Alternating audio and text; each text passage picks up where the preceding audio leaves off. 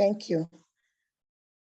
So please, I would like us to get to know ourselves, even with the little people that we have here, before other people start joining us. So my name is Ifeolu Oyeyemi, the CEO at Family Agro Stores, Monia Garage Ibadan. We're presently at the hub where we can give you all the practices that we'll be discussing today, all the practices we will know. We are there so that at least people will be able to understand how you go step by steps with tomato cultivation. So today, Mr. Lawale Ojo from Bayer will be joining us and his colleague. We'd like you to listen attentively while they discuss with us. Thank you once more. I'm calling in Mr. Lawale Ojo to start the training. Thank you, Ife. Good morning, everyone. It's nice to have you all join us on this virtual training on profitable tomato production using Ansal F1. Sorry. This morning, we would look into tomato production itself. We will discuss some of the key elements that we need to pay attention to when we are producing tomatoes. We would also talk a bit about the agronomy that we need to follow. We would share with you what we have in our seed portfolio, and my colleague Ayodele will touch on crop protection. I thought that it would be fine for us to start a bit around the crop tomato itself. The reason being that when I looked at the list of those who registered, quite a lot of us are beginning to just think about venturing into tomato production. Not a lot of people have started producing from the list that we got. And even if you have already started producing, I'm sure that you will be able to pick one of two things from what we are discussing this morning. So this discussion is basically going to be coming out of many years of research and best practices that we have been able to come up with as a seed producing company, which we have also seen to be giving growers best results. Can you hear me? Because I have a... Yes, we can. Okay, yes, because I saw a chat saying that they can't hear. All right. While we also talk about tomato itself as a crop, it's also important that we also look at it from a commercial point of view.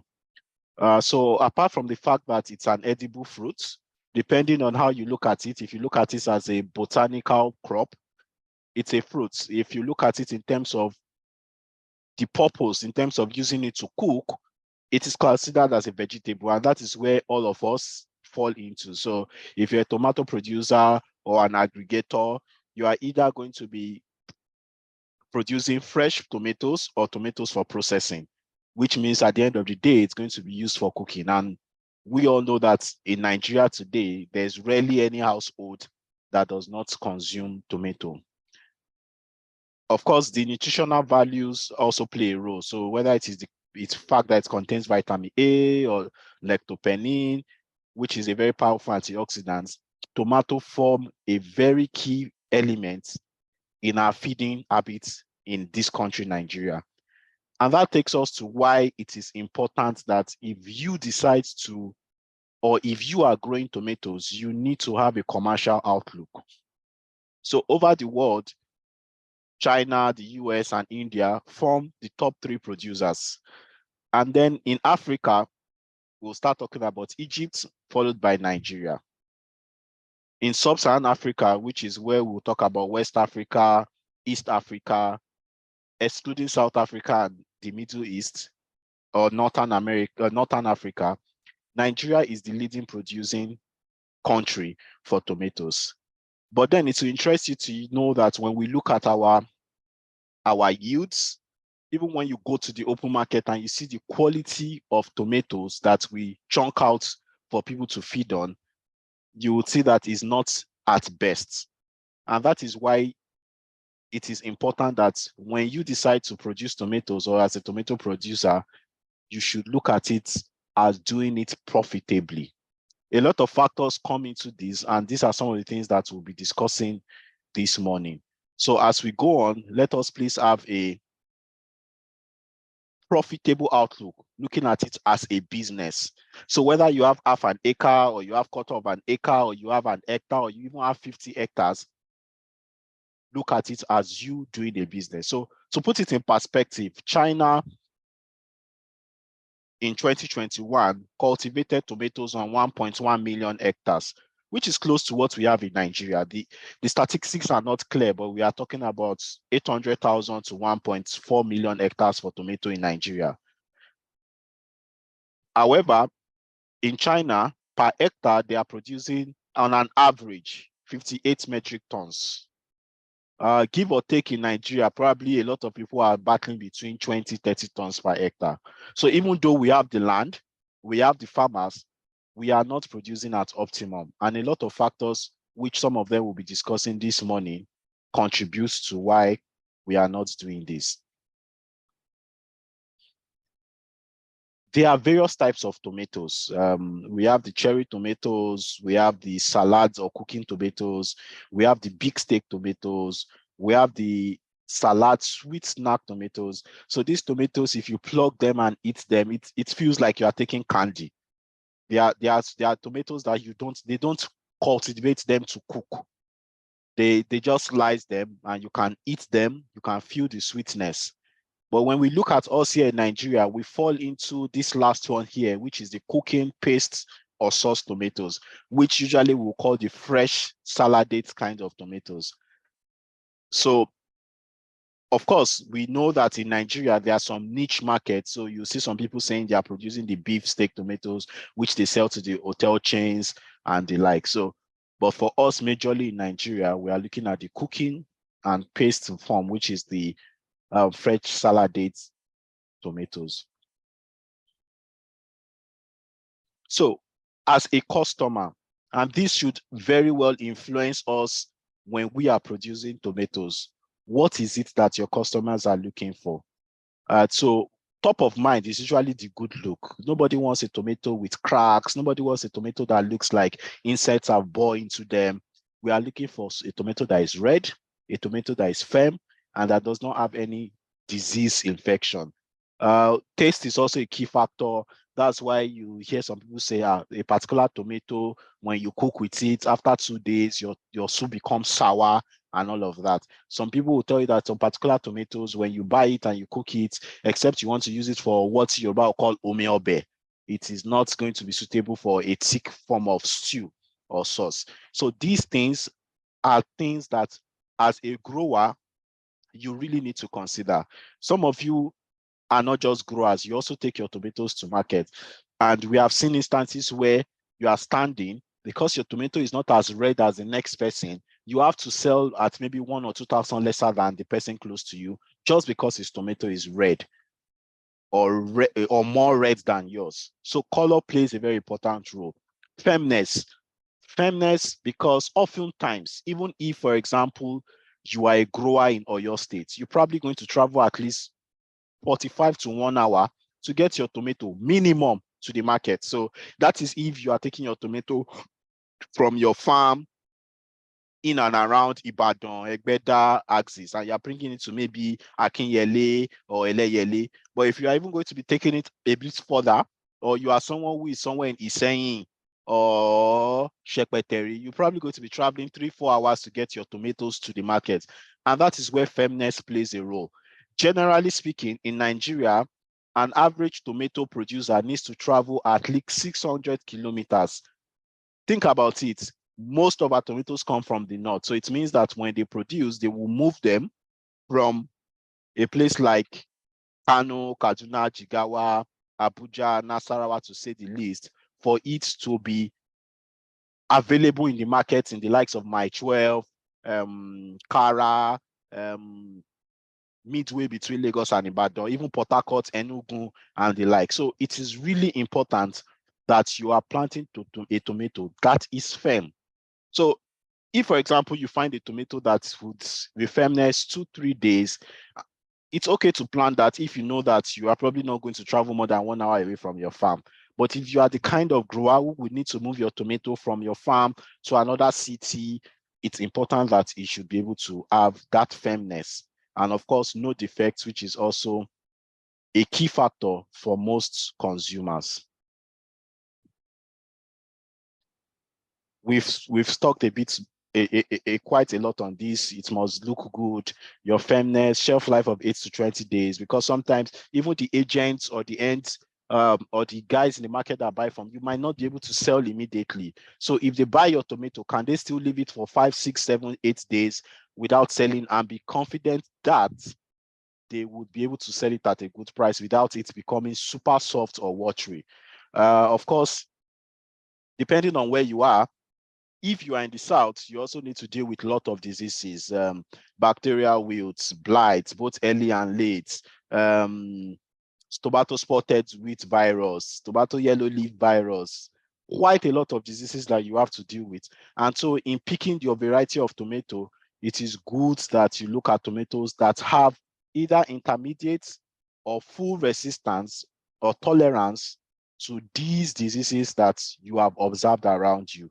It's also good that you also use best practices to either prevent or reduce the effects of some of these diseases on your crop.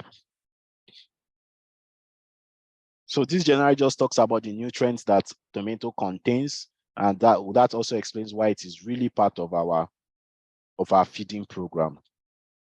So under the agronomy, we will talk a bit around the growth cycle of the crop, our crop management, the nursery preparation.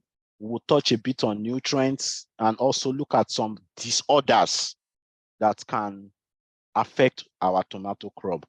We would not spend so much time on pests and diseases because this is an online training and it is a very extensive discussion when you start talking about pests and diseases. But as soon as the elections are over, we would have that physical training that we're supposed to have. And in that section, we'll be able to sit down and really look at our pests and diseases in full. So let's go right into it and look at our tomato crop cycle. Why is this important? Knowing and understanding the crop cycle of your tomato helps you to know or have a clear picture of the growing pattern and what your tomato needs at every point in time. So let's take, for example, what you would give a baby or an infant between month 1 to 6 is different from when you start introducing things like okababa and all sort of soft meals starting from about 7, 8, 9 months. You would not give a 7-month-old baby eba, for example. Or would you decide that a 80-year-old woman should go back and take breast milk? So basically, understanding your growth cycle helps you to know and understand what your crop needs at every point in time and their growing pattern. So the first stage, which we have here, once after you've transplanted to the first flower, to the mature green, and a little before you start having flowers, is a little after you start having the first set of flowers, are called the vegetative growth. Once you have your flowers and moving into when you have the first green crops, they fall into the fruit setting and growth stage. And then subsequently, after your fruits have all come out green, you fall into the ripening period. And we can see the graphs as it shows. Once you transplant, your vegetative stage keeps growing up until after you have started harvesting your fruits. And depending on whether the class of tomato seeds or variety that you have, this could be as little as 4 weeks and as long as 13 weeks. Your fruit setting and growth stage is also not very much. It starts somewhere around here, which could be maybe week 4, 5, and ends when you start or almost complete your harvesting. And then from that, your first fruit, you can see that red line that shows you that you move from flowering into having fruits for quite some time, also depending on the variety that you are using. So having this at the back of your mind helps you to understand your crop. And usually this period is anything from 90 to 120, 150 days, depending on whether you have an early maturing, late maturing variety. Because, for example, at very least, your tomato will do 21 to 30 days in the nursery. So 30 days, you transplant, and then you start that journey of, but if it's a quite early maturing, you start probably harvesting your first fruit 65, 70 days. If you add that to your 30, 21 days, you're talking about 80 to 90 days. And then you keep harvesting at minimum for about 4 times or 4 weeks. That takes you to 120 days. So in all, we are looking at a crop that you need to care for about 3 to 4, 5 months at least.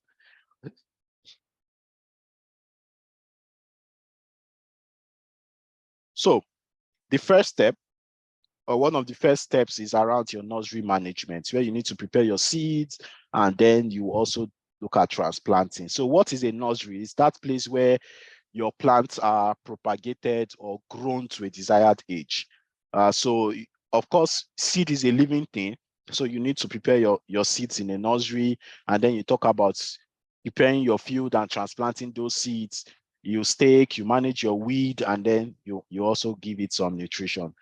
I'm sure many of us are familiar with what we are seeing here in terms of how we prepare our nursery. So interestingly, I'm sure some have moved on to start using seedling trays, but this is one of the earliest methods that we know around us. You make a bed ridge, you put in the seeds, you manage your diseases, but the disadvantage of this is that you have sometimes a lot of damping off. Number two is that depending on your method, if you do not drill properly and give it the right spacing, you will lose most of your seedlings. So you're probably going to put a 1,000 seed sachet in the ground, and at the end of the day, you are probably harvesting or transplanting rather, maybe 600, 500, 800, depending on how thorough you can be. But when you are using the tray method, you are sure that, especially if you have quality seeds, you are going to have 100% plant population. Your crops are going to be more uniform. You will have that ease of transplanting because your seedlings are already formed with a medium. They already have that holding, which you can just take into the soil and transplant. And research or science has also shown that it is better. So depending on what resources you have available, we will recommend that you can either set something small for yourself, depending on the scale you operate, or you give that project to a plant raiser. So you take that burden off yourself. So this is where some of the Syngenta Foundation ops comes into play, where you can just tell them, oh, I need so number of seedlings for this variety, and they go ahead and produce it for you. So at least in that period where they are producing your seedlings, you can spend it doing other operational activities, maybe your land preparation, and take that burden off you. And of course, it's still very, very economical to be able to go using a plant raiser, because when you also look at the labor it will take you to nurse the seeds, get your cocoa peat and all of those things, if somebody takes that burden off you, it will be helpful. So in terms of your nursery management, most of us know quite a lot of things. I think popular around us here will be things like your cocoa peats. You use your peat moss and all the likes. Ideally, your cocoa peat should contain some nutrients to help your crop to grow, such as potassium, sodium, and chloride. And it should be able to take your crop through from sowing into transplanting. So this will really apply to those who are using the nursery trays. For those who are using the ground ridges, it is good that you ensure that the soil is loose. You can put in some compost, dry poultry manure, or any other animals that the manure is pure, mix it with the soil, and then you can set up your nursery on it. Okay. When you are managing your nursery, it is important that you keep the growing medium. So the growing medium now will be your soil or your cocoa peats or whatever mixture you have done to keep to nurse your seed. Keep it moist. Moist, not soaked. You would go to some farms and you will see that their nursery trays are soaked. That's not the idea. It should be moist. The nursery trays or your medium should be moist. You should also water at low temperature condition. So, and that's why it's usually best to do it in the morning so that you know that there is low evaporation. If you have high temperature conditions, you might need to water multiple times to keep the crop in good condition. So what does your ideal seedling look like? So your seedling is that seed that's germinated that you are going to go put in the soil. If you look at this picture here, you can see the root system. And this is one of the advantages that you enjoy when you use the nursery trays. You can see the root system of the tomatoes wrapped around the medium you have used. You can also see that there are about two to three true leaves, well matured leaves. The root is established. The stem looks vigorous. And this would also help you when you transplant. When you transplant healthy seedlings, it usually assists you in ensuring that the crops are well established from the word go. You also have them free from diseases and insects, and you are also able to give it the proper care. If this is too short, it becomes very difficult for you to handle when it is too short. If please, I'll be making you co-host so that you can help us admit people. It's becoming distractive. Thank you. So this is what our ideal seedling should look like. This is what our ideal seedling should look like. You can see that from this measure, it's about 3 to 4 centimeters tall from the base of the medium to the outer stem. It's about 3 to 4 centimeters. And it is bad practice. We have seen situations where farmers, when they want to transplant, they will wash up, especially those who make it in ridges, they will wash off the soil from the roots of the tomatoes before transplanting. That is not a good practice. You are exposing that seedling to shock once it gets into the soil. Move it after you have added maybe 2 to 3 days before transplanting. Move it alongside with that medium at the roots and transplant it into your soil. When it comes to our crop management, it starts with us planning. And I would like to dwell a bit on this. It is not enough for you to see that your neighboring grower is chunking out tomatoes and going to sell. You don't know whether it's breaking even. You don't know whether it's profitable. You just know tomatoes are moving out. That is the fact that tomatoes are moving out is not a true sign of success. I can have 10 hectares of tomato and probably be getting just, let's please stay muted. I can have 10 hectares of tomatoes and probably be chunking out maybe 5 tons per hectare, which puts me at 50 tons on my 10 hectares. And somebody else.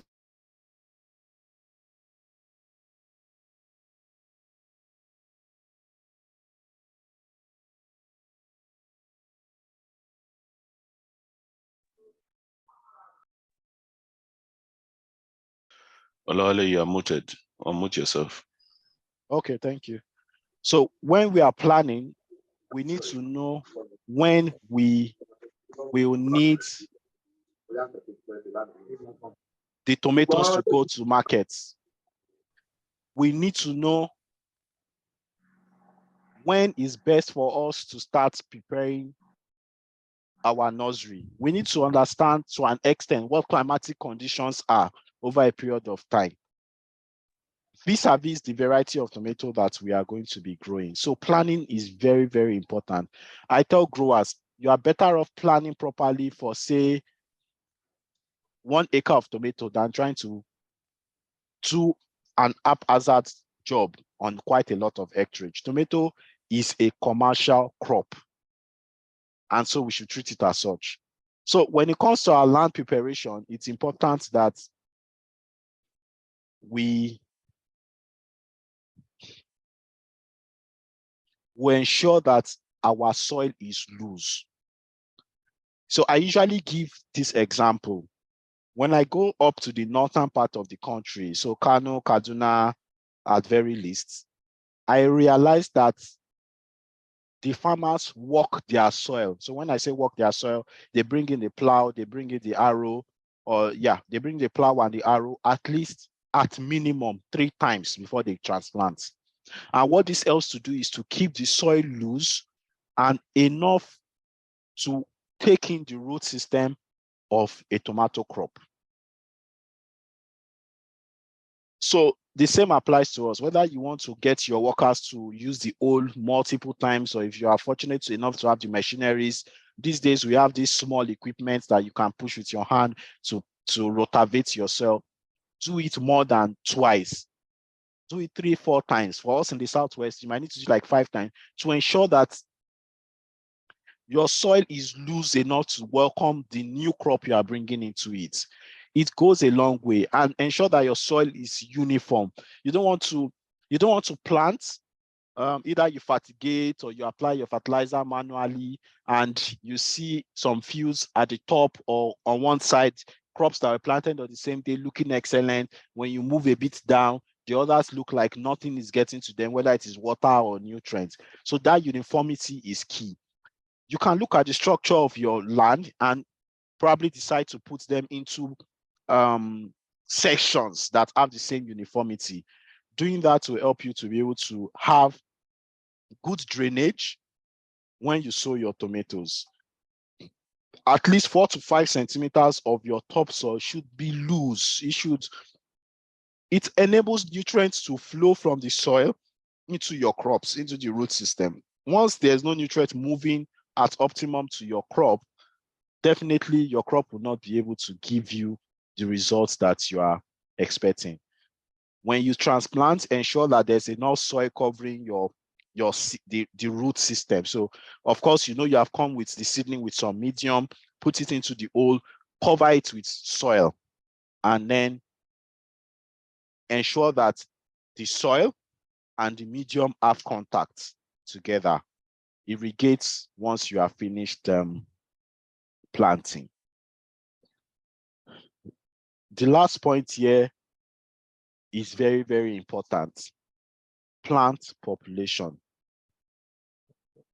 The way we prepare to have our plant population when you are doing like a crop like maize or rice or soya bean is not the same one you use when you are growing tomatoes. One mistake I've seen with many growers is how they use the emitters of their drip to control the spacing of their tomatoes. And it's important that I mention this. Usually your drip are usually 20 or 30, where you have the emitters, 20 centimeter. And I've seen growers who would use those emitter points as where they plant their seedlings. Depending on the type of tomato that you are growing, especially if you have either a determinate or semi-determinate variety, these kind of varieties are what we describe as bush tomatoes. So they grow vegetatively, have lot of leaves and branches, and spread out.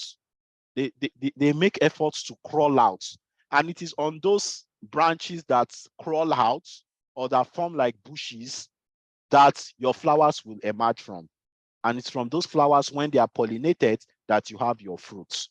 So when you make your tomatoes so close together, what happens is that you hinder it from growing, that giving you that spread, and already it means that you have reduced your yields, because your tomato then won't have enough branches to carry the flowers that will give you the yields that you're expecting. So we must have optimum plant population that allows for the crop to grow, population that allows to reduce disease pressure. Take, for example, during the rainy seasons, when we have so much fungal spread or fungal diseases, when you have your tomatoes too close together, the spread is faster. But when there's enough gap between them, it reduces that pressure. Do you also want a big tomato? Do you want a small sized tomato, a medium sized tomato? Your spacing also influences that. Even the color and the taste are influenced by the spacing that you would use. So it is important that we pay attention to the spacing that we give our tomatoes. So here I put some suggestions based on research and what we have done.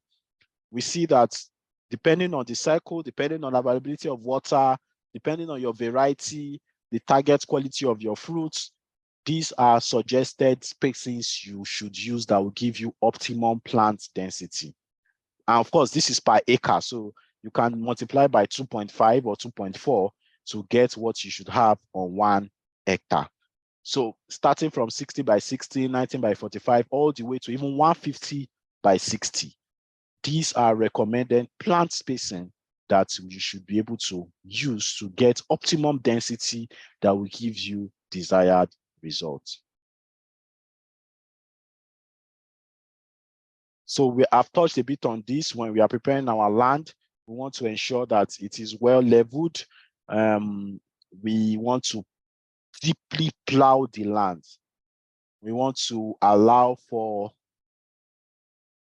the nutrients we'll be applying into the soil to have enough room to move and transfer into our crop. And then we also want to ensure that when we plant, we cover the roots with soil, we compress it in between the soil and the medium root ball, and we want to irrigate immediately after we have planted. When it comes to flower production, which is what will enable pollination for you to have fruit, it's important that we take notes of the effect temperature plays. So here is clear. If you have moderate temperature, you would have good flower production. If you have high light intensity, it will aid that. If you have good nitrogen dressing, it would also help you. But when your nitrogen is too high, what you will have is that you will not have more flowers, but more leaves. So you have more leaves growing without enough flowers. And of course, when you have an healthy root system, and the variety you have planted would also influence your flower production. So this just talks about some of the effects, whether very high temperature or low temperature can cause. So when you see things like your cat face, fruits of flower abortion or flower dropping, temperature plays a lot of role. So, and this happens at various stages, at your flower formation stage, at pollination, and at your fruit setting. If you have, so take for example, if for example, for 3 days straight, you add temperatures at about 40 degrees, the plant just goes into meiosis and you will not be able to get any viable flower that will turn into fruits. Or if 4 to 6 days before your pollination, temperatures go very high, then you will not get something reasonable. And this is where your irrigation plays a role, or your water management plays a role to help you tamper the temperatures, at least at the root level of each of your crop. So we can see when there are high temperatures, your stigma can exaggerate, and then you will not be able to have that fertilization that will result in fruits. If you also have aborted flowers, they become entry point for bacterial and fungal diseases. So it's really important that we are really able to understand the temperatures of where we grow. We're able to know how to use water to manage it, and even the varieties. There are some varieties that we call them, they are known for withstanding high temperatures. So ask yourself, if you are going to be planting sometimes around January, February, when the temperatures keep switching to very high, or even November, December, when the temperatures go to 35, 36, 37 sometimes. Even yesterday at some point, the temperature was about 37 degrees. This can affect your tomato if you have a tomato that does not have good heat sets. Your flowers will abort and you'll not be able to get reasonable yields from it.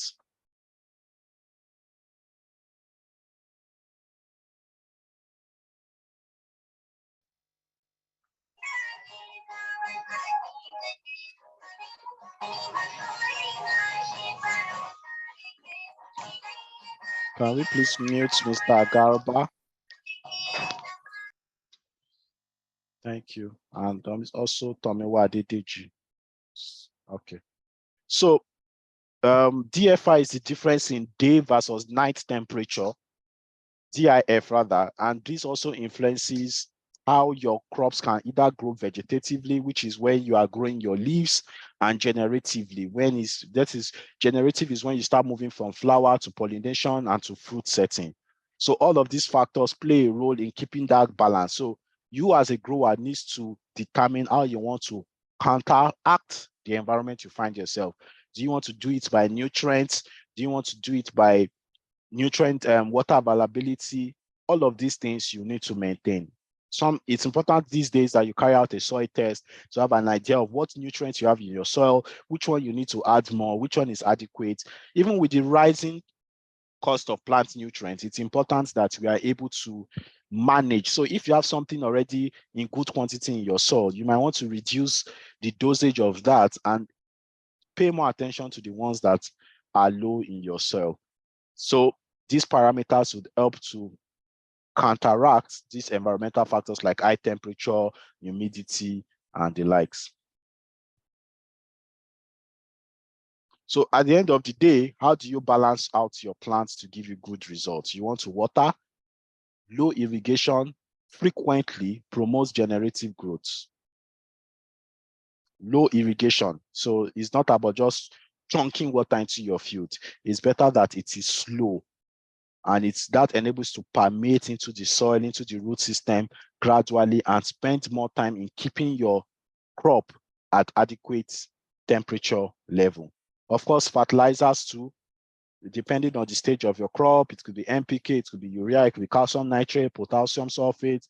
All of these things play a role. If your plant has enough leaves, it is good that you can also remove younger ones at the bottom, prune it so that you can generate or promote more generative growth. If you're also the types that grow tomatoes that come in trusts, you can also remove some of them to generate vegetative and generative growth. For water management, our tomato is 95% water. So water you need for transport, you need for transpiration, you need for photosynthesis, you also need it for fruit production. So when we manage our water properly, we are able to reduce or lessen the weeds. We will spend less time weeding the furrows, especially when we are using drip and mulch. And we also reduce the spread of disease. Of course, the disadvantage is that you spend more money. It involves a lot of capital when you need to mulch and use drip irrigation. We want to generally use quality water when we are irrigating. We want to have good pH level in our water. And we also want to ensure that the salinity is not high. When salinity is high, it reduces your yield. And then we want to avoid fluctuations of the water that we give into our fields. We don't want to, today the water is at low pressure, tomorrow it is high. When you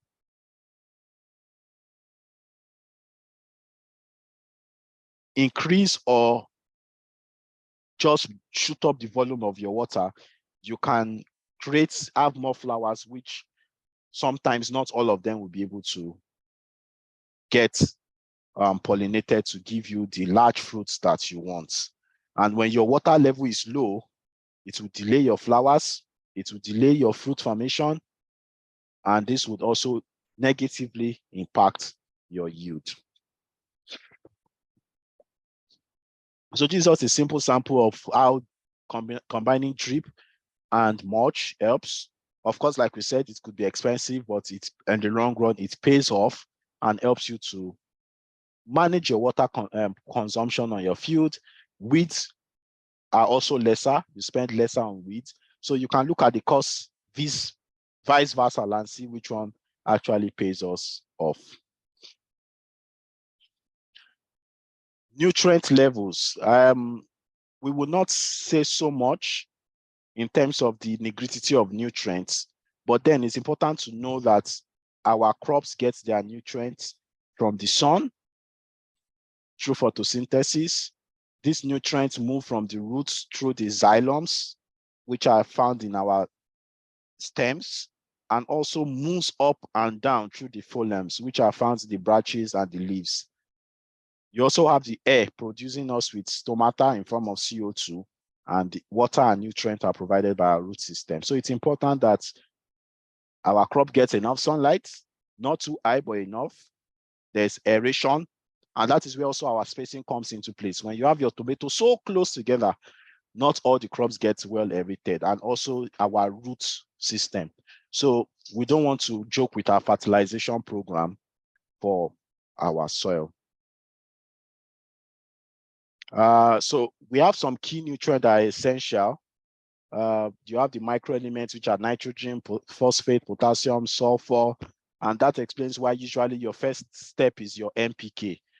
You also have magnesium and calcium, and then you have the micronutrient like manganese, iron, and other trace elements that can be used on your field.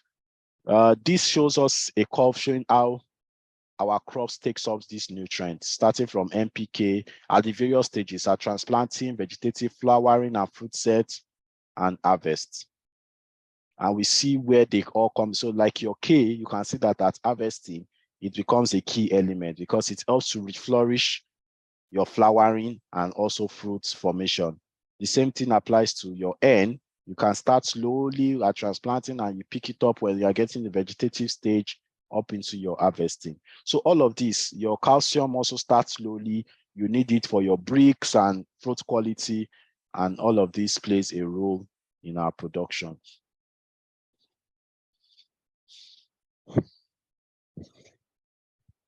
So why do we have nutrient deficiency? Sometimes it is not putting enough quantity of the fertilizer that your crop needs. There could also be imbalance due to soil activity.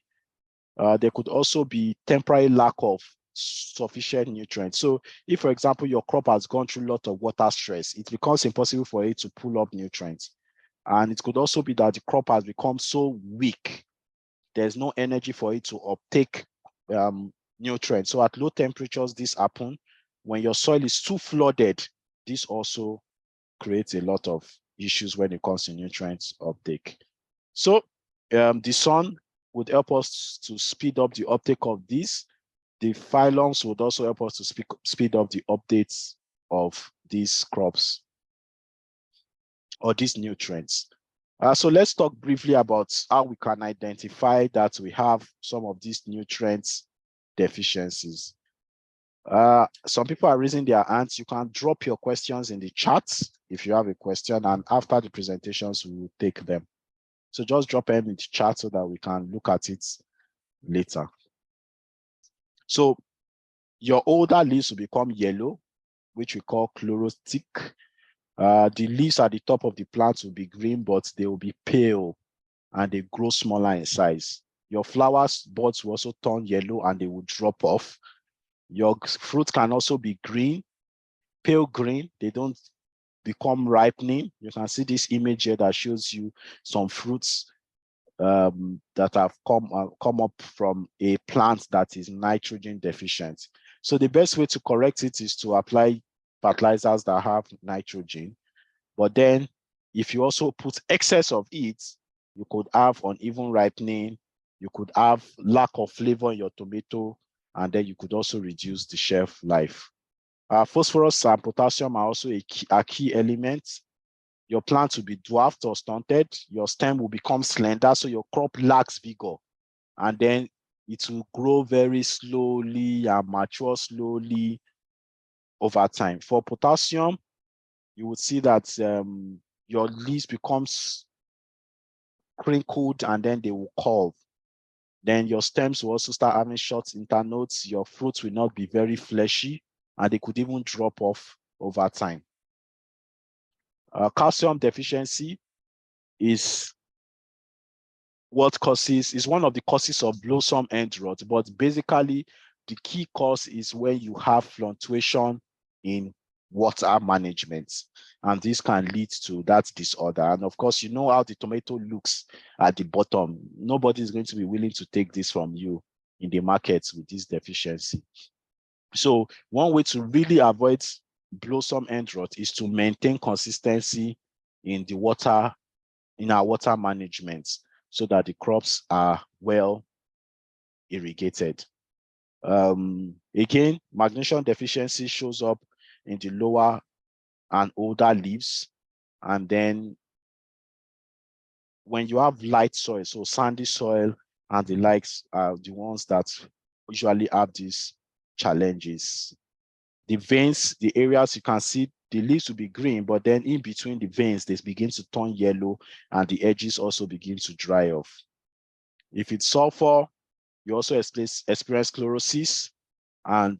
But then just like unlike in nitrogen, you now have the yellowing more uniform over the entire plant. It shows you sulfur deficiency. The same for iron. The younger plants also show chlorosis, and then you start having yellowing along the ribs of the veins of your stems and leaves. Boron 2 and zinc are also nutrients that you can have deficiency in. And so it's important that we also watch out for this. Copper, usually it results in wilting.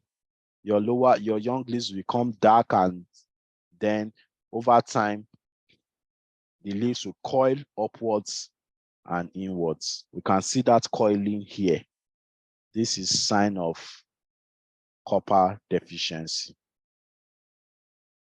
So we have other elements that you can also have deficiencies. We will share this slide so you can look at it at your convenience, or the recording rather of this presentation. Also, we have the common disorders in our tomatoes. One very glaring one is one we have mentioned, which is blossom end rot.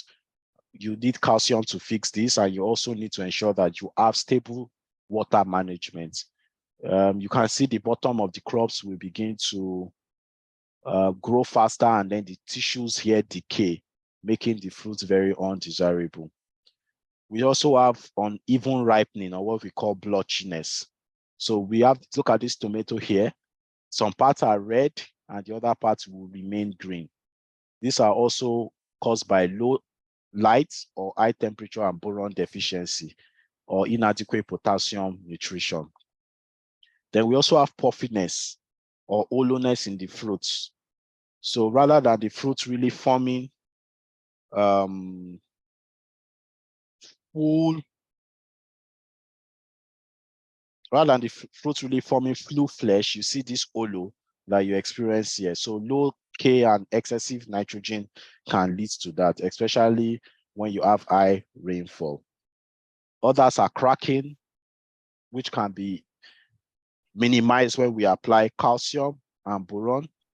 And when your fruits also crack, it also becomes very undesirable, and you are not able to command full price in the markets. Another disorder is what we call gold spots. When you have decreasing K and calcium ratio because of an increase in calcium content in the fruits, you experience this. So you see almost at the tip of it, you will see these golden spots around your tomato. And you will see them when you have an increase in blossom end rots. So they come side by side, especially in environments where you have high humidity. So this is another disorder that you might experience.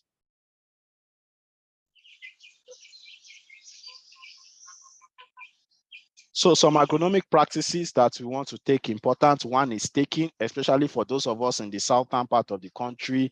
Staking is important. We have a lot of rainfall, and so if you leave your crop on the ground, they begin to quickly be affected by diseases and fungi. So it is best that you stake them as soon as possible. It's also easier for us to spray. It's easier for us to harvest when we have crops that are well staked.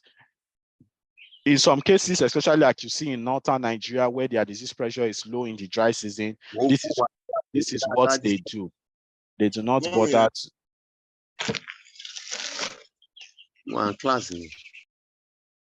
they will not bother to stake. And when they have good variety and good management, the result can also be fantastic. Another one is leaf pruning, but a point of emphasis is that ensure that your plant have sufficient leaves already, so that you are not cutting off what you need. So you can also prune off some of the leaves. In some cases, you will see that your crop at the lower bottom, the leaves are turning yellow and they seem to be dying. So rather than allow them to spread whatever things have infected them, you can cut off those leaves. It also helps with your fruit size and also reduce your diseases as mentioned already. So having said all of this, we would like to quickly now look at what is it that we have in our portfolio. For the purpose of our discussion today, we are looking at Ansal, but just before then, we also have Asila, which is more suitable mainly in the dry season because it is a tomato yellow leaf coil virus resistant variety.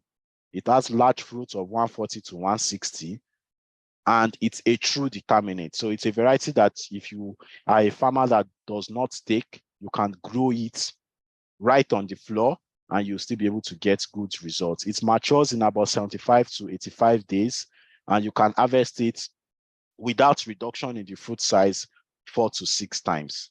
So that's about Asila. But for those of us here in the Southwest, and for the purpose of this conversation, what we are talking about now is our Ansal F1.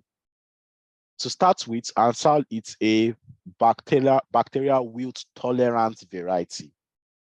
It is a semi-determinate. So unlike a determinate that you can leave to crawl, you get best results from Ansal when you stake it. If you choose to not stake, then you must really apply good spacing. So like some of the spacing we talked about, you are talking about spacing of maybe 50 by 1.5 meters, 50 centimeters by 1.5 meters. And very shortly, I will show you why that is important if you choose not to stake.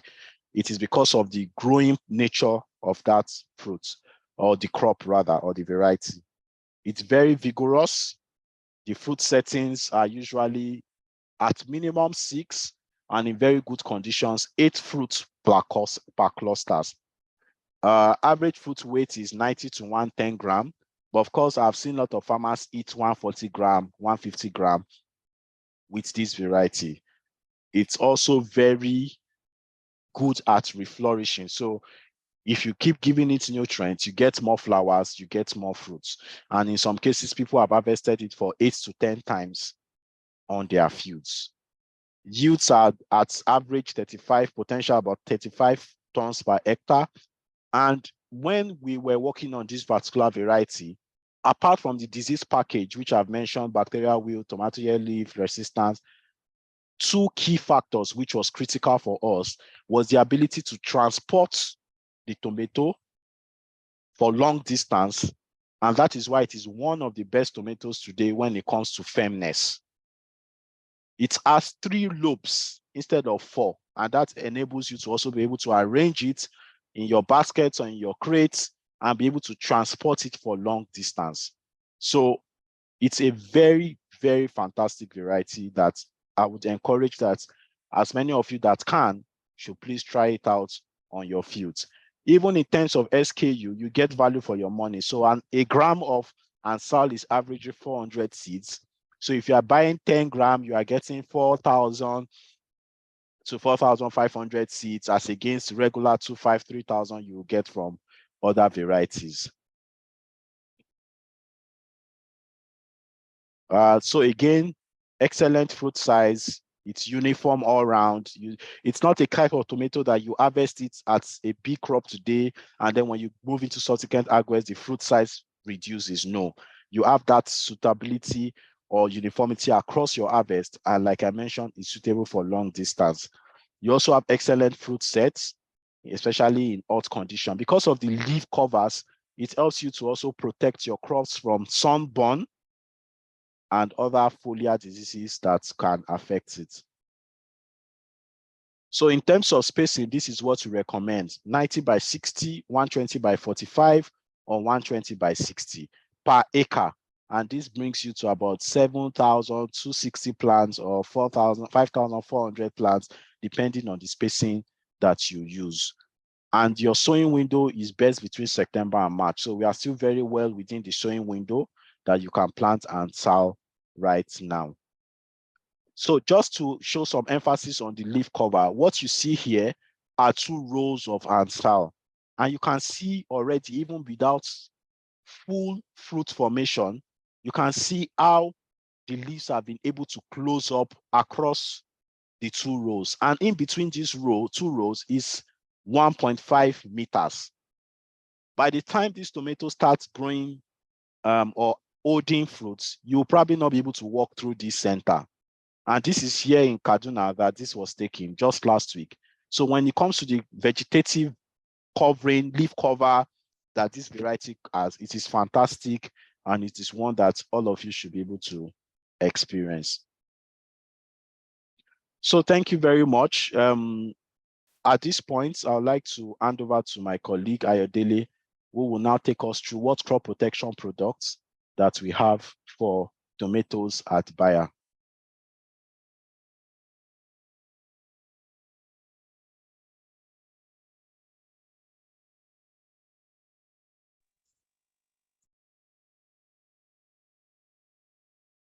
Thank you very much, Olawale. Let me put on my camera.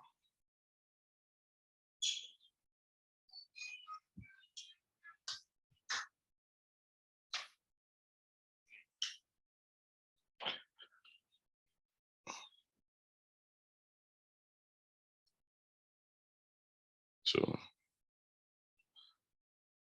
I don't know if you can see me.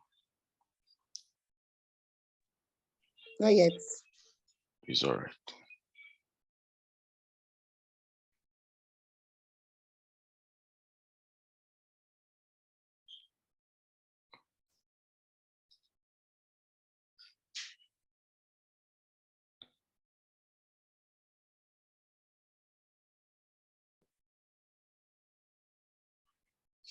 Sorry, please, just a minute. Let me get my presentation in here. I don't know if you can see what I'm presenting on the screen.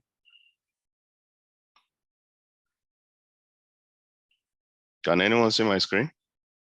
Yes. Yeah, we could see your screen. Yes, Oh. yes, we can see your screen. It's all right.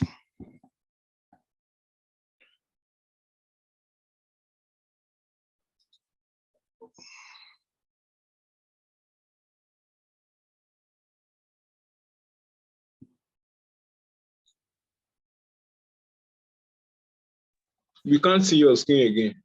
We can't see your screen again. It's all right. Let me get it done.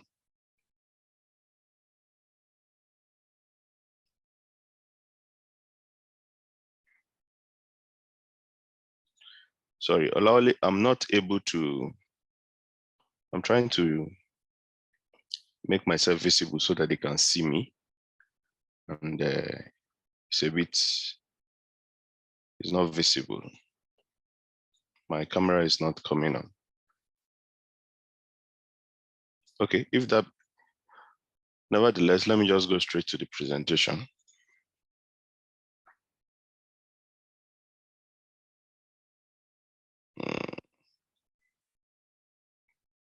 Presentation mode. Good.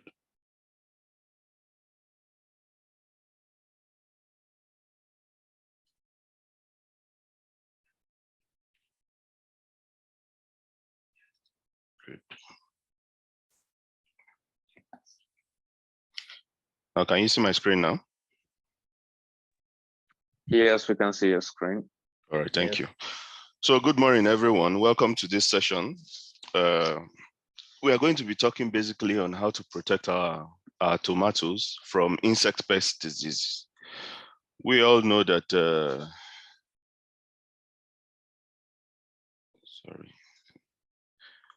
We all know that insects are the major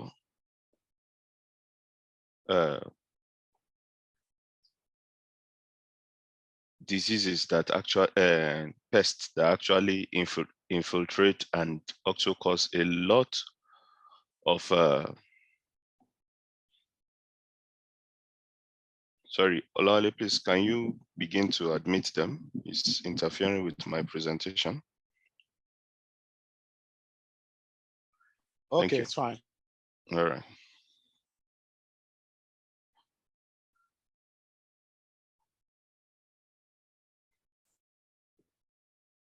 My screen is not moving, so I'll just go to the presentation myself and be moving it.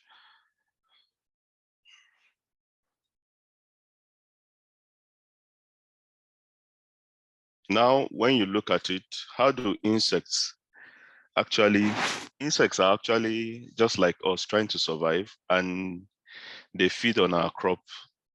They don't know that we are farming them. They don't know that they are very important to us. However, what are those steps that we must take? We must first of all identify what are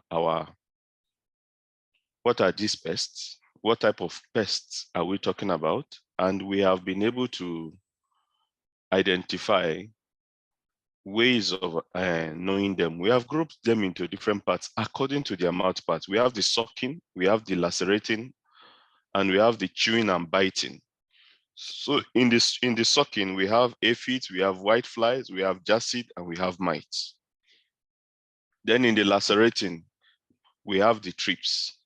Then in the chewing and the biting insects, we have the heliotis and the Sporopteras. Now going further,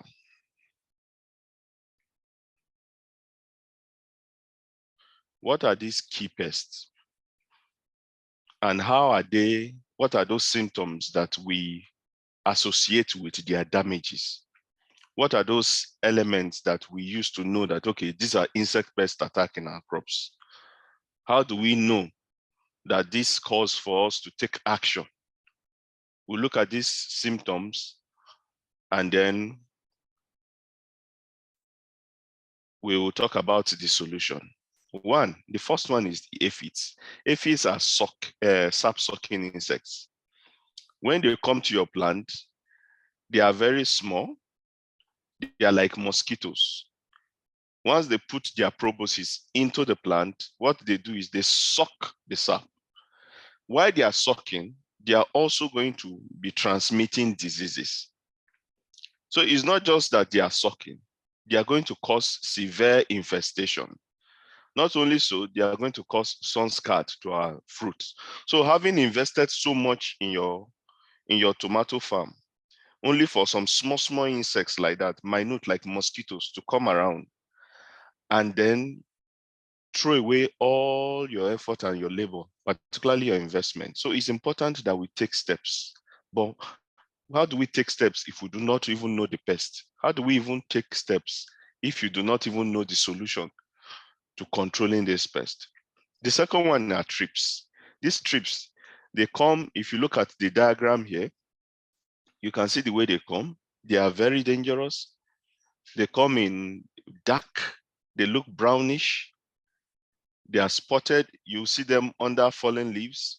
You see them, particularly when you are trying to identify thrips in tomato. When they are ripe, particularly when the weather is hot, it favors them.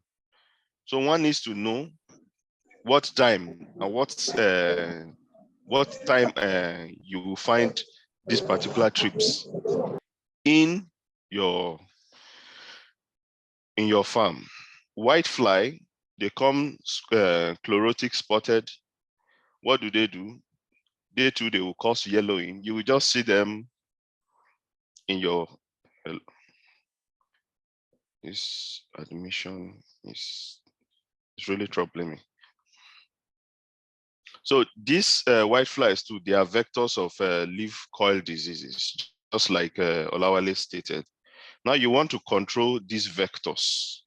You do not want them to get all your investment down. And it's important to know the critical time when to apply solutions to them. You do not want your insect pest to have actually established themselves. So we are taking the cause. We are going to the next one, which is the might. It is important that we understand that these mites are not the same mites that we find on animals. These ones are reddish brown, you know. They are very small. Sometimes the ordinary eyes may not see them, you know. Then we have jacid. All these ones are not just pests, they are all vectors. That is why it is quite important that we control them and we know when to apply solutions to them. My tab is not moving. Sorry, I hope you can see my tab moving at your end, because for me, okay, thank you. Now let's look at the first of our insect pests. The first one is the whitefly. What are these symptoms? Look at these leaves. You will see that it appears shiny, it looks sooty, it looks blackened. What are these damages that we know that they do? We know that they feed on plant sap. And plant sap is like the blood of the animal, of the plant. It's like when something is sucking the human blood, what will it do? It will lose vigor. If anything sucks our blood, drains our blood, we will lose strength. We will lose vitality. It's the same thing that happens to crop. When these insect pests suck these leaves, they become yellowish and they begin to coil, because why? They are withering away. Not only so, how you will know very well that whitefly has actually established itself due to lack of management is that you see some small things like honey drops, like this, sticky on the surface of the leaf. We call them honeydew. This honeydew also favors the development of molds on the leaf. It means that it also attracts other insect pests, other fungi disease would also be attracted if we do not control whitefly as at when due.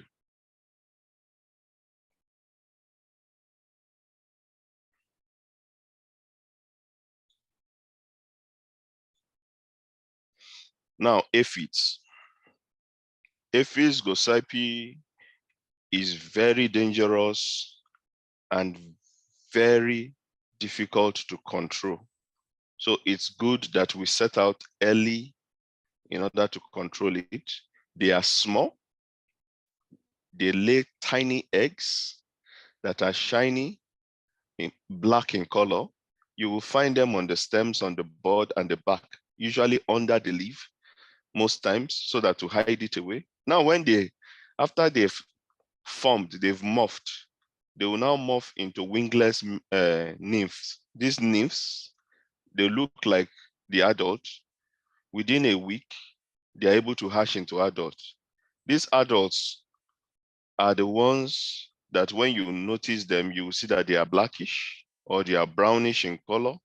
Some of them are yellowish to gray, to green, and are winged. However, these are also very, very dangerous to our crop. Quite important that we notice them. What we advocate in Bayer is that it is important to be proactive. Why do we mean that proactive? We mean you should be preventive in your approach to your farm. Like we always say in Nigeria, prevention is better than cure. Why are we preventing in order to avoid curing? Sometimes you may not even have the cure for some of these things. So we recommend that you have a spray calendar. This spray calendar is like you inviting different types of military and paramilitary protection so as to ensure that you protect your property against theft. Now, another of these pests is the fruit borer. This tomato fruit borer is usually very damaging. And the infestation peak is usually between October to March. In fact, when your fruits have set is when you will see these guys coming up. And which one always damage it is always the larva. The larva feeds on the leaf, and the mature ones, they also bore into your fruits.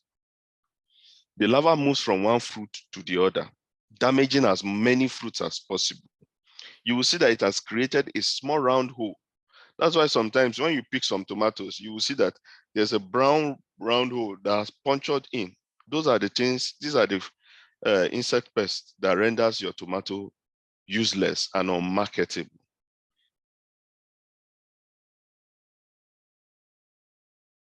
Now, let us go to the solutions. What are those solutions? What are those innovations that we have in our portfolio that will help to ensure that your farm is protected? There's a genie in the box, and that genie in the box is called Tihan. What is Tihan? Tihan is a systemic insecticide that is both contact and systemic. It means that it contains two active ingredients in it. These two active ingredients, one is called spirotetramide and the other one is called flubendamide. And how do they work?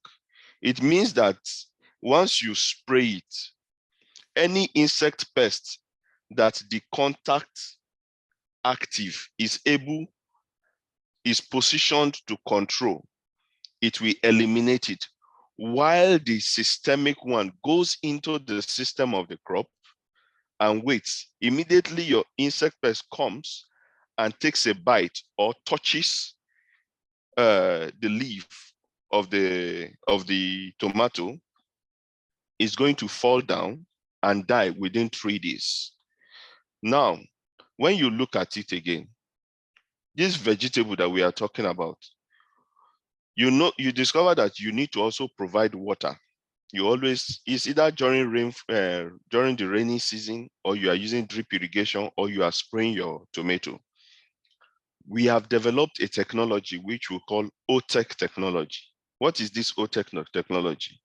It means that it's a technology that binds oil and water together.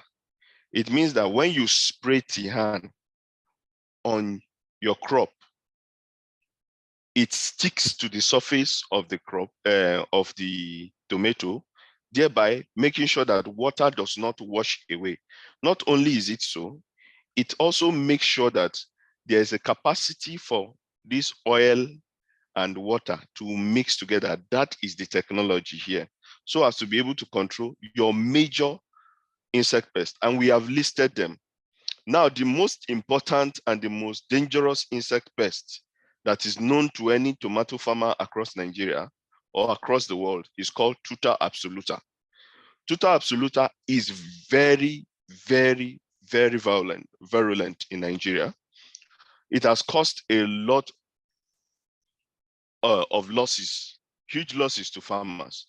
And that's why we have developed Tihan. Tihan is the #1 control, or will I say the #1 solution to Tuta absoluta in Nigeria. And how do we use Tihan? Or how does it work? I have said that there are two insect mode of action in Tihan. We have the spirotetramide and we have the flubendamide. The mode of action of this spirotetramide is that once you apply it, it is systematically translocated within the xylem.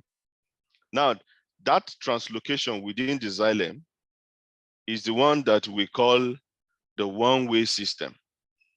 Now, Tihan again, as it is also transported in the phloem.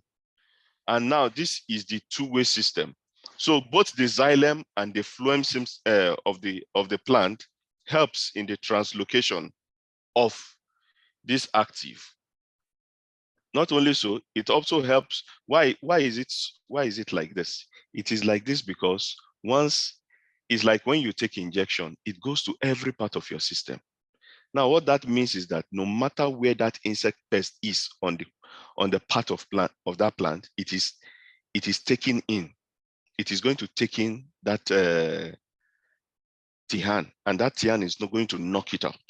Not only so, it's also going to help to protect the newly growing plant. So it's not until you buff the whole plant. No, it gives you the opportunity that once you know you have applied it to a certain portion, it will reach the whole plant. Now, that's the advantage of this insecticide called Tihan. Now, for flubendamide, what flubendamide does is that once the insect pest eats it or touches it, once it feeds, it will just knock it off from eating. What does it do? You will see paralysis coming in, you will see contraction, you see slow movement. Because why? It goes to the nervous system and knocks off the brain. So from that time forward, that Lepidoptera or that maggot or that worm will stop feeding, and that's how it is going to die. You will see it present in the farm. You will see that it's there, but that is how it is going to die and dry there. So it stops the feeding, it causes paralysis and stops motion. Now, these are the key crops that Tihan is targeted at. It's not only recommended only for tomato. It's targeted at different vegetable crops. And because it is the key controller of, in layman's term, maggot or worms, or shall we say Lepidoptera in more scientific language, from maize to cotton to rice to vegetables, Tihan is recommended. And we have different doses. It's not just that you will just carry 1 liter of Tihan and just go and spray. No. We have also established this the pest spectrum of this Tihan. When you look at all the ball armyworms, when you look at Tuta absoluta, you look at all the lepidopterans, this is the major control that we have in country that is not that the pest is not resistant to. And that's why it is the #1 solution among tomato growers in Nigeria. When you look at the damage that Tuta alone does to tomato, it means that you as a farmer, you have no choice but to ensure that you have Tihan as one of your arsenals against these pests. You can see this tomato farm. Look at the one that is on your right. You look at the one that is treated and sprayed with Tihan. While you look at look at the one on your left is treated by Tihan. Then you look at the one on your right, which is untreated. You will see the level of damage. When you look at that fruit, you will see that the worms are boring into it. They are just having a field day. And as a farmer, having invested this much, you do not want this at all. So let me go to the application timing and rate. Now, when you look at it, we recommend that for preventive, we recommend that you spray between 200 and 400 ml per hectare, not liter. That is one of the advantages of some of our crop protection products. It is small volume, low volume sprays.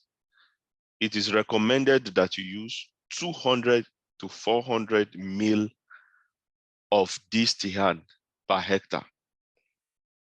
Now, there's also no restriction on the developmental stage of that crop that you can spray it. However, there are things that must be observed. We call it pre-harvest interval. Pre-harvest interval is to ensure that if you know you are going to harvest your crop, there are a number of days you must ensure that you are not spraying a crop protection product. Now for Tihan, it is 3 days. So it means that if you know you want to harvest your crop in the next 4 days, in the next 3 days, you can't spray Tihan. You must spray Tihan at least 4 days before harvest, so that you can have 3 days that you can observe from the day you sprayed. So that why do we observe this pre-harvest interval? Is to ensure that there is no residue of Tihan or the chemical or the crop protection product in the crop. And this is stipulated on our label. Now, let us look at it again. What is the guaranteed period of time that this Tihan will work in your crop against the pest? It means the range of days that it will give that protection. We are talking about 14 days. So it will give, when you spray once, you are going to have at least nothing less than 10 days of protection. Now, as it is getting towards the 14 days, you know that the quantity of Tihan or your crop protection product in your crop is going down. So you need to provide another protection. However, we do not recommend that you continue to spray Tihan. There should be a calendar program of you spraying different modes of action. Why do we recommend so? It is like, for instance, in your neighborhood, in a neighborhood where you know that there are certain thieves, and the thieves knows that you have megad or security. If they know that each time they keep coming, it is only the megad or securities that they will meet. There are some that will be able to overpower it. So you need to change your tactics. You need to come with different type of security outfits, maybe police or soldiers or civil defense. That way, you are able to ensure that these enemies or these thieves do not second guess you and do not have a capacity to penetrate your defenses. Now, let us talk about, there's another thing. There's something that is very important, and we call them nematodes. These are microscopic organisms that live in soil, and they bore into our crop. Nematodes are in the soil. They are always harmful to our tomatoes or our potatoes. They cause root diseases. And how do we ensure that we control these root pests? We have only one nematicide in Nigeria that is registered. The rest are not nematodes. Now, one of the advantages of our own nematicide, which we call Velum, is that it is novel. What it gives is that it helps to guarantee root health. It gives a protection to the root zone of your tomato such that nematodes cannot infest your crop.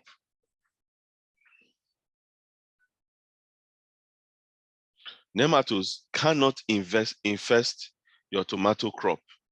And how do we apply it? We apply by soil drenching, and it's quite easy to apply. We drench it at the root zone of the crop.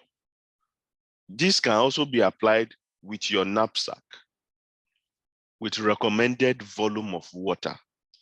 So once you spray it and apply it at the root zone of the crop, it provides a 360 protection to your crop.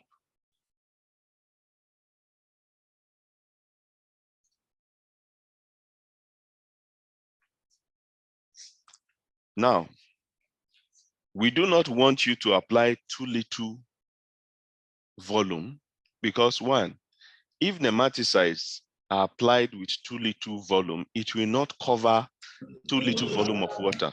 You may not cover the whole root zone of the crop. So it is important that you treat it with adequate volume of water in order to provide full protection for the root zone against melodogyne. And melodogyne is the major soil nematode that is very prevalent and common in Nigeria and is a problem of tomato and potato growers in Nigeria. So how do we do this application? If you plant on the bed, or you plant in the furrow, or you plant in the slope, you can use your watering can to apply it at the top if you are planting on a raised bed.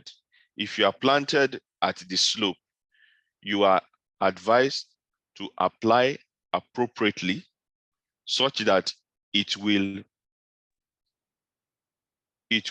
water the root zone. That's the root 360. You don't even just do it in such a way. You want to water around that crop so that you can be able to provide 360 protection for it. However, in this place, you can see that it is even recommended that you do not even plant on the slope because of irregular watering, because by the time you plant on the slope, there's a tendency that what you have applied will move from the slope into the gully. Now, the drenching. Drenching is you using, for those who are always using drip lines, it's quite easier for you to drench with vellum, because it goes straight to the root zone of your crop. Now, sorry, let me admit this person. Now, when you drench on the bed, on the plant bed right after the furrow closure, you are going to be removing the nematodes from the root zone. But note that you have sprayed your crop does not mean that these nematodes are not around. They are around the vicinity where there's no protection from vellum. So once the protection that vellum provides is not available again, there's the tendency for reinfestation. And this reinfestation will come because those nematodes that have been hanging around, and they can stay for very long time in the soil. Some can stay for 3 to 4 years. But once there's a crop that is susceptible to their infestation, they will come and they will attack it. So it's important that you spray appropriately and you spray the right volume. Do not say, oh, this thing is expensive, let me just manage it. No, spray the right volume so that it can give the right protection to your crop.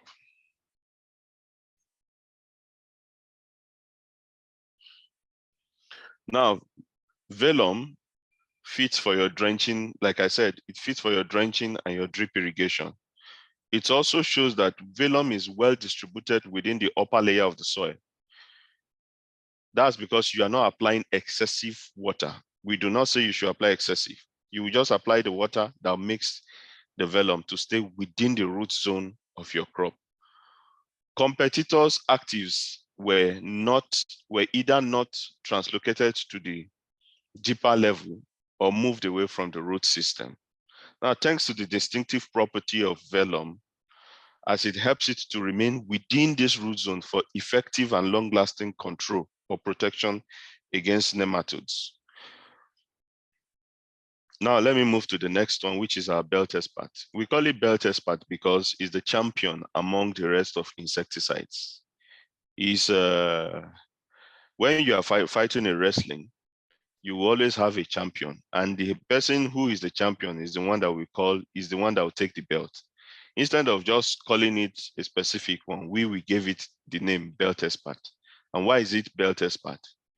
It is because it has a range of controlling and also providing protection for key crops, and it provides very good cover for all for broad range of insect pests. Now let us look at the active.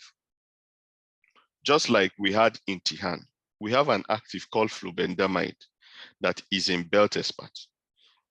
Now, it is also complemented by another active called thiacloprid. Thiacloprid with flubendamide are in a 240 SC formulation, which makes it 480 in belt expert. And why? Why are we recommending belt expert? Because this mixture gives synergy.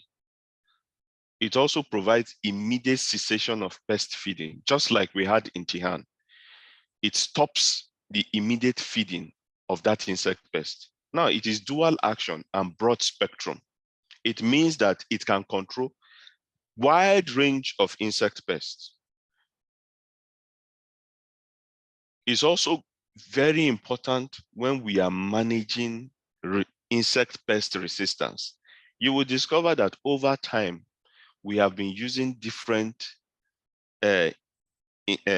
pesticides against our insect pests, but they are not working. They are not controlling it. Belt Expert provides you that opportunity to be able to control those insect pests that have become resistant over time due to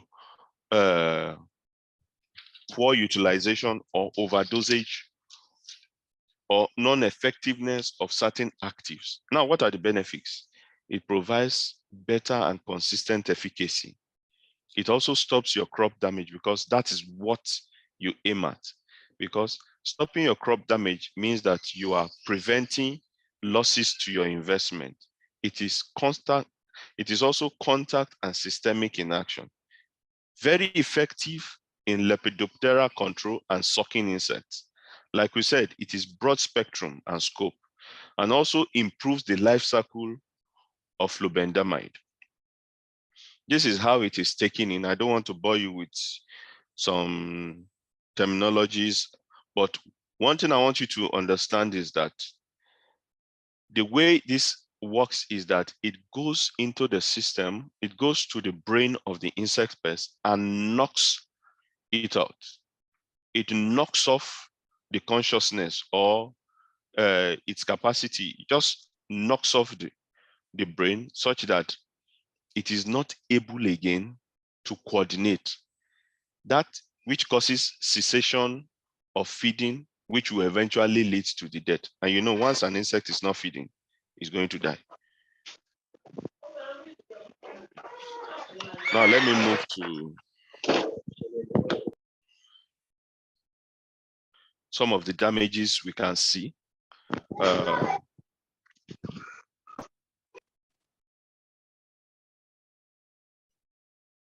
Sorry, hold on.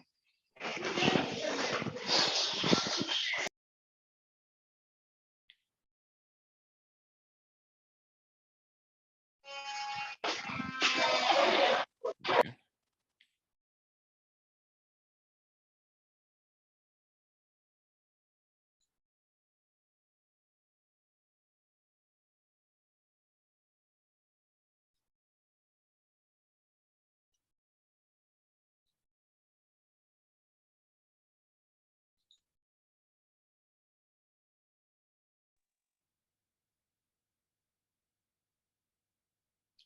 Sorry, please.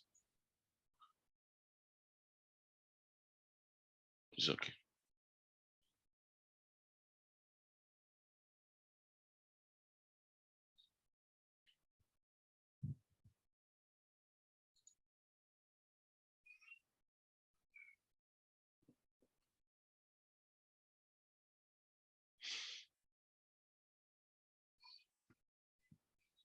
Okay. Now, when we look at the mode of action of belt expand, like we said, it goes to the nervous system and knocks it down. It knocks off the insect pests from feeding because it disrupts the cellular, the action, it disrupts cellular calcium movement, which is very important in the movement of muscles, contraction and relaxation of muscles.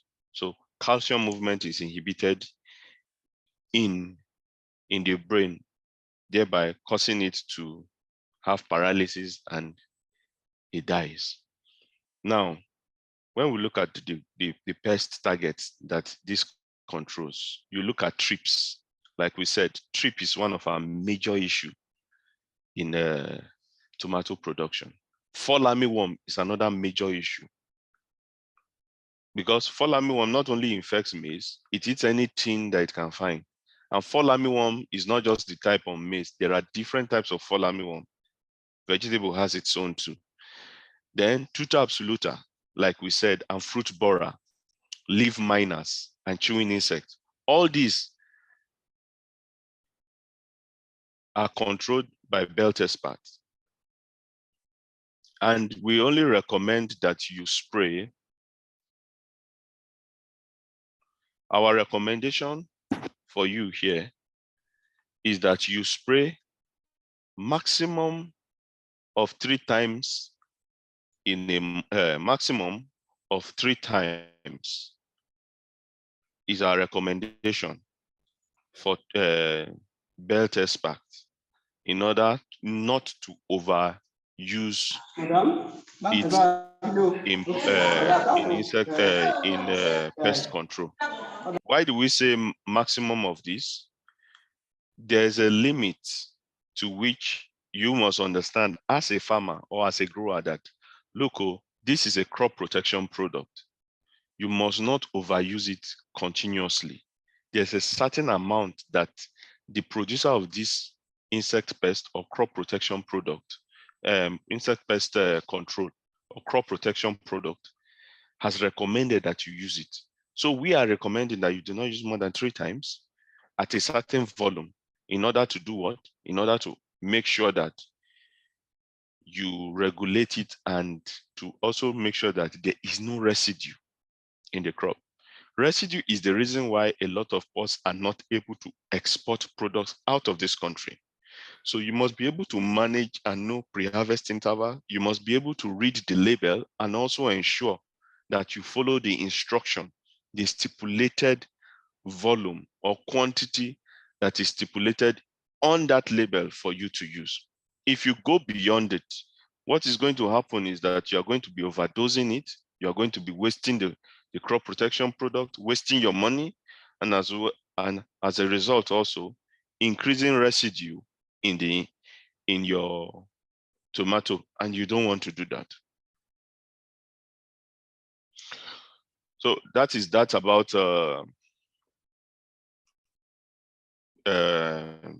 belt expert.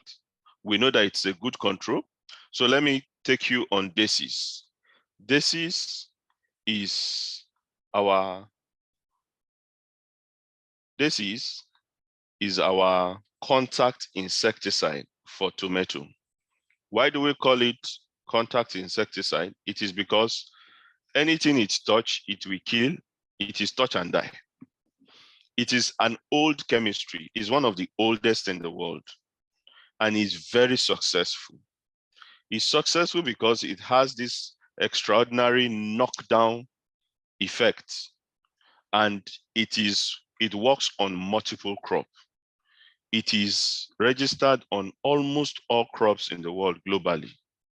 This is not systematic, it's not a systemic insecticide, like I said, which it acts by what? Contact and ingestion. It means that as the insect, they bite your tomato, now die with that.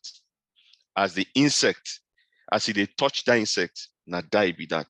That's why we call it touch and die. Now, what are the features of DESIS?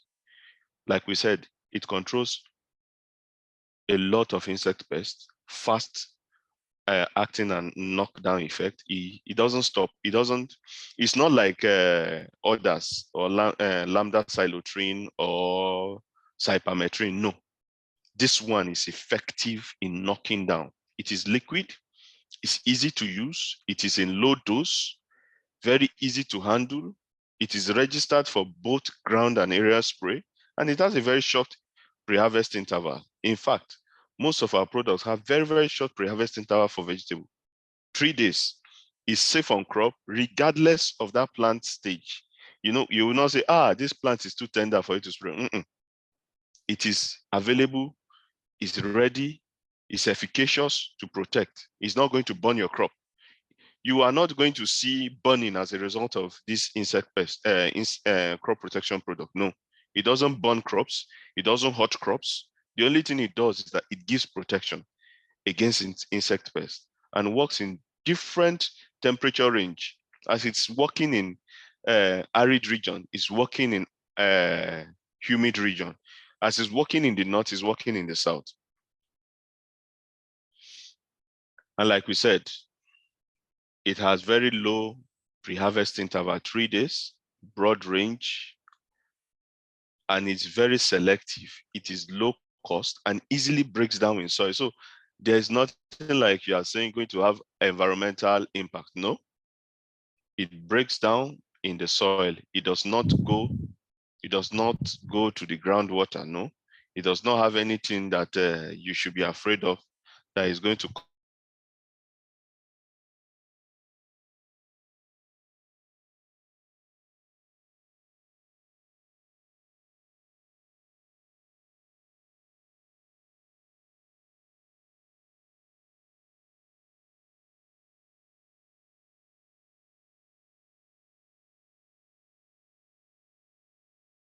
Can't hear you.